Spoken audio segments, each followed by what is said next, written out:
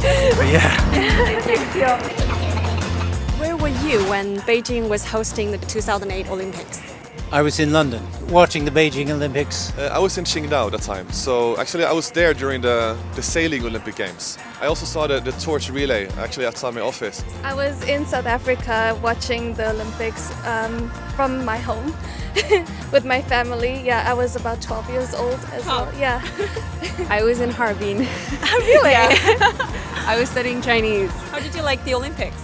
Watching the opening ceremony was my favorite. Watching one of the athletes like walk around in the air.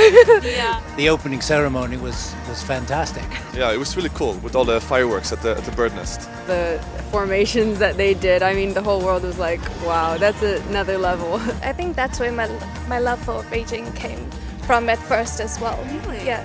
Would you call the 2008 Beijing Olympics a turning point for China? I think it was a sign that China was like opening up and like really welcoming the whole world to come here and to know more about China. And China was like more international, and that was very like Beijing welcomes you, right? That was the song, Beijing 欢迎你. You know, people are exposed to what Beijing is actually about, what China is actually about. It certainly put Beijing much more prominently on the world stage at the time. It really made people see what Beijing was capable of doing in a way that they simply didn't realize before. It made them want to know more about it. So how do you like the idea of Beijing hosting the Winter Olympics right now? You know, to be honest, I think it's actually perfect because I feel it's the safest city on earth right now. Having the Olympics over here and being hosted here, it's better that way. I think it's great for Beijing, and it's really cool to live here. So I think it's really awesome. I think first and foremost, people's safety will be put to priority first. It's a place that has the capacity to have both summer or winter Olympics. Yeah. That's not true of a lot of places.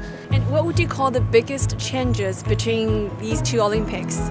People have realized how far China has come in such a short time. They've simply become more aware of what's going on in China as a country that's more important in the world than it used to be thought to be. I feel like, you know, changes happen overnight, especially. So it's really a very fast-paced country where you just blink your eyes and, you know, something new has happened. There are so many interesting things that you have here that actually we don't have in the US.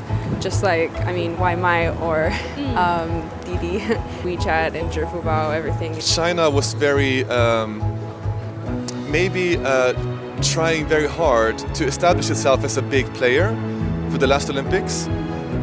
Today China is already a big player. It's not so more about proving anything, it's more about let's have some good games, that's it.